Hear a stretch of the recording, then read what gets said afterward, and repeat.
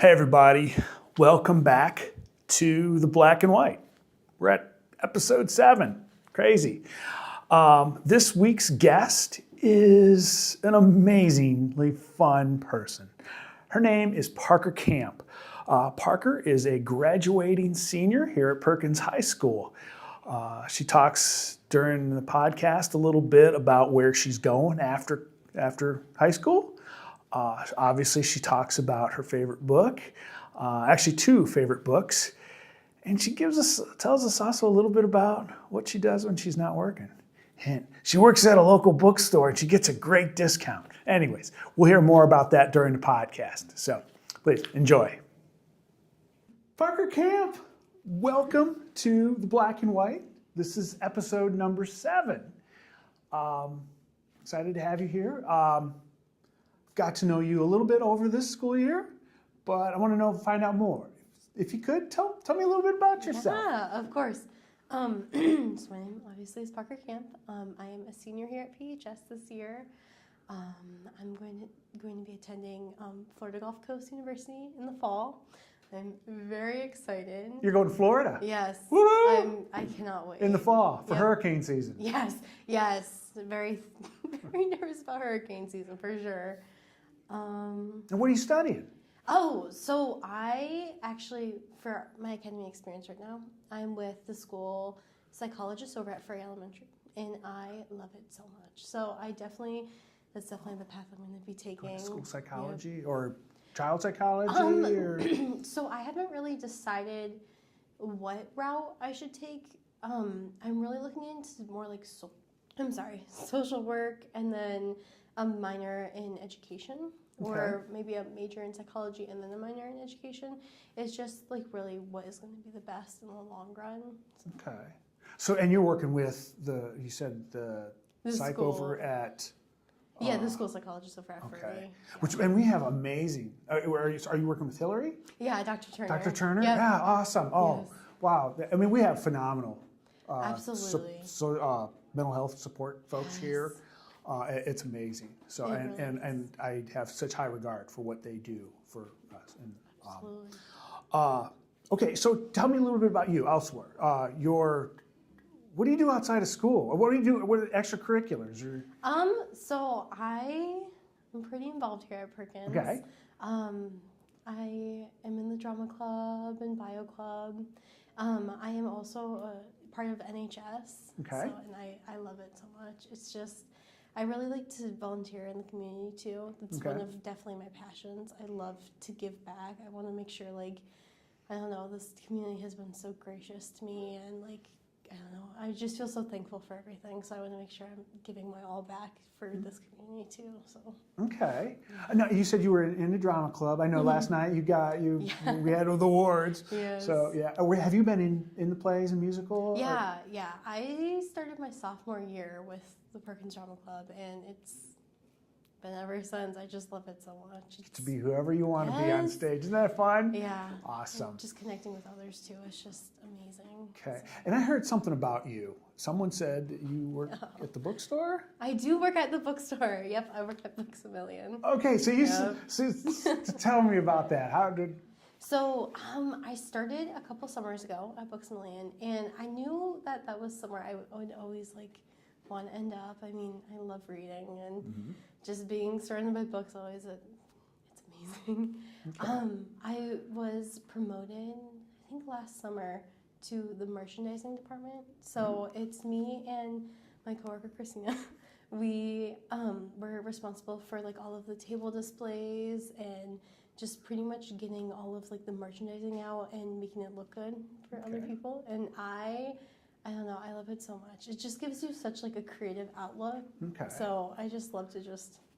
Okay, so now as a person who likes to acquire books, I have to ask you the question, do you get a good discount on books?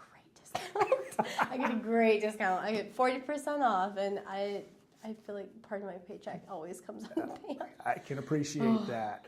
Okay. Well, it seems like this is probably a good point to segue into sort of your favorite book. What is your favorite book? So I brought 2 today, but my favorite book of all time is A Little Life by Hanya Yanagihara.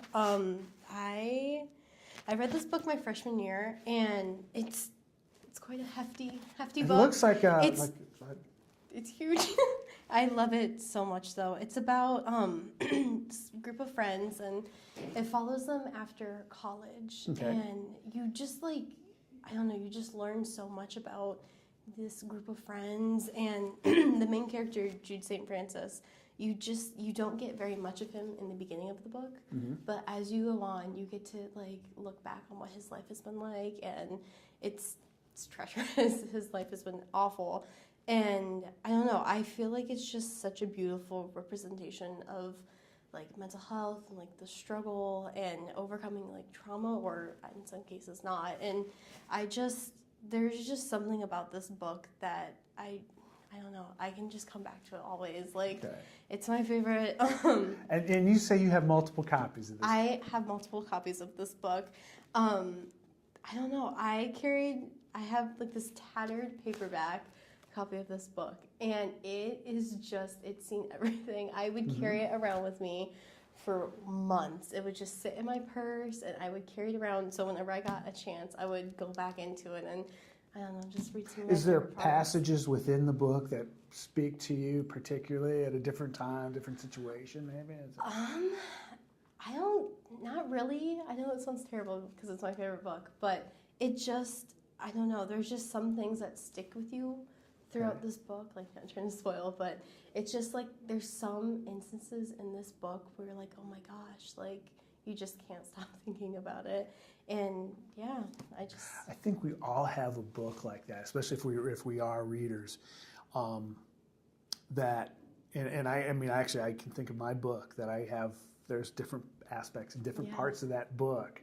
Actually, I've had a couple copies of it. I have one paperback that's got highlighted pages where I pull that up, and now and then I open it up and I read it. It's oh my God, it takes me back. Yes. And also, if you say I assume you've read it multiple times, and you're still pretty young, so I suspect you'll take that book with you in life. Oh, absolutely. And when you're 45 years old, you're going to read it. When you're 65 years old, you're going to read it, and it's going to have different parts of that probably going to relate to you. Yeah, that is I think that's the best part about this book actually is that everyone I know I make read it, and it's just so cool to see everyone's different grasp of the book. Again, my coworker Christina, I made her read it, and she is obviously much older than I am, and I don't know, it was just so cool to see how she could connect that with her life. We're completely two different people, and I feel like that's the best part about reading is you get this book that you've loved forever, and then someone else brings it up, and I don't know, you just see two different sides. Yeah. I Wow. just love it. Awesome. Now you have a second book. I do have a second book. Let's talk about that. So this is The Foxhole Court by Nora Sakavic. I read this when I was in middle school, and it is the most insane and bizarre book I've ever read. Okay, details. So it's about this young man. He is on the run from his mafia father, and or not really mafia, but his murderous father, and he's been on the run his whole life with his mom, and he plays a fake sport.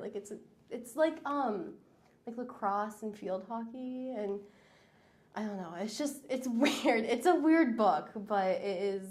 Oh my God, it's so good, and it has such insane writing, and there's the Japanese mafia in it, and it's this poor kid is just trying to get through college, and it is just such a stupid book, but I love it. I eat it up every time.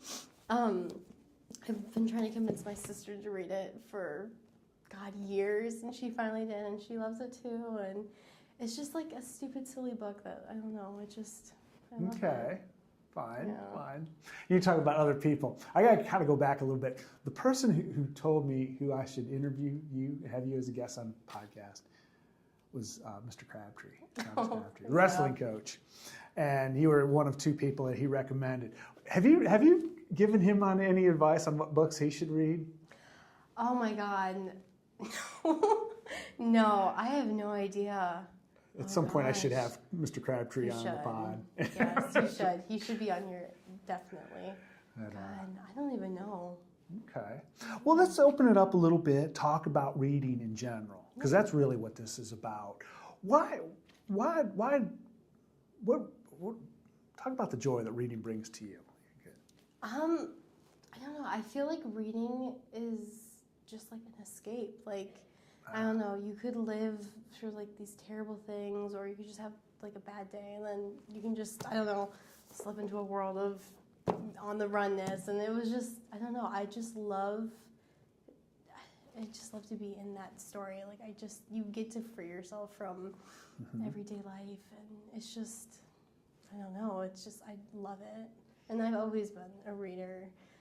When do you read? Is there a particular time of day you like to read? Honestly, whenever I can. Okay. Anytime I get a second, I always have a book in my bag. Just, even if it's like the world's crappiest book, I'll still like, I don't know, I just like to make time. I feel like it's like a self-care thing. Okay. Like, I feel like we all live such like busy lives nowadays, and you don't really have the opportunity to just like stop and like enjoy yourself much. So I definitely try to make reading like, you can just go and relax and get lost for a little bit, and I don't know, I just like that. Do you read actual books, or, I mean, obviously you read actual books, but do you read on an iPad or a Kindle or anything? I've had a paperwhite Kindle since middle school, and I love that thing. Okay. I love it so much. But there's just something so nice about having like a physical book to like just hold and read, and I don't know, it's a mix-up. It's definitely probably leaning towards a physical book more. Right, and I always think, I mentioned it on prior episodes, that I look at my collection of books as almost like a trophy case. Yes. And I look, and I can tell you that book I read then, this is, you know, times of life when I read them, or a series of books. It's like, and I have a mess. My library just looks a pile of books. I have a pile of books next to my bed. Yes. It's kind of crazy because I like to read before I go to sleep, and then I dream about the books. That's such a treat, though. That's so nice. Like, you're like, I've just read this great book, and I get to dream about it. Isn't it awesome? Yes. Yeah. Now, do you, when you read, do you analyze the author and how they're writing, and sort of the prose they use, the storyline, stuff like that? Not really. Honestly, I don't care much about like, I don't know, like structure-wise. I'm not gonna sit there with like a highlighter and like, oh, she spelled this wrong, oh, there's a comma missing, or I don't know. I feel like it's nice to see, I guess, like mistakes in writing. Yes. I don't know. Like, I just Human. like to see it. Like, yeah, it makes you human. Like, I don't know. I just love it. I don't really sit there and like analyze too much unless it's a book that I literally like cannot stop thinking about. Then I just like, I have to know more. I have to like get deeper into it. But if you could sit down and with any author and have a conversation, dead or alive author, okay. who would that be, and what would you ask them? I would probably want to talk to Suzanne Collins. Okay. She wrote the Hunger Games books, and I have quite a few questions. So, quite a few requests, too. Oh, really? Yes. Oh, okay. Fine. And what would that be? What one of the questions? One, I would ask for a PETA book. I feel like we need the Hunger Games from his perspective. I feel like Katniss is such an unreliable narrator, so we need to see his point of view. And obviously, I want a Finnick Odair book. Like, I want a POV from him, please. So, probably just a couple requests. Ms. Collins, if you're listening out there, please. Very good. One of the things I try to ask all my guests, and this kind of goes back to the first section, it doesn't have to be about reading, but what matters to you? What is something, what kind of, I don't know, you're going to be in Florida, maybe it's saving the dolphins. Maybe, Maybe.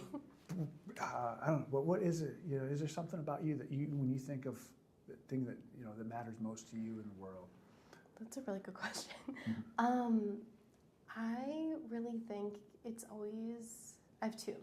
Okay. I think it's very important that everyone is kind. I feel like we live such, such hard and lonely life sometimes that I feel like just a little bit of like outreach to someone who maybe you don't talk to, or maybe someone you haven't really like met yet. I just feel like it's always so important to be kind, and you don't really know what anyone else is going through. Like, we're all caught up in our own world, so I don't know. I just feel like it's always so important to be kind. Well, Parker, I'm going to say something, because one thing I've noticed about you is when you're walking down the hall, you always got this smile on your face, and you're a nice giggle, and you seem like a very happy person. And there's probably times when you're not happy inside, but you get, and so you make us all feel happy. So thank you for that. I mean, that's something that I've really appreciated about you. And what was the second thing that mattered? The second thing is definitely, I am very big on like reading. Obviously, I love to read. I think it's the most important thing you can do for yourself.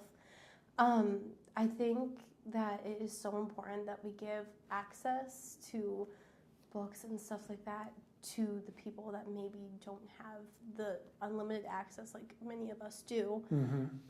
Recently, I held a book drive throughout the school systems, and it was just so, it was so insane to see like the community like giving back, and like I showed up to the high school in like the morning, and like I checked the office, like it started on a Monday, I checked Wednesday, and or I checked Tuesday, and there was nothing, and I was like, oh no, like I hope we start seeing some soon.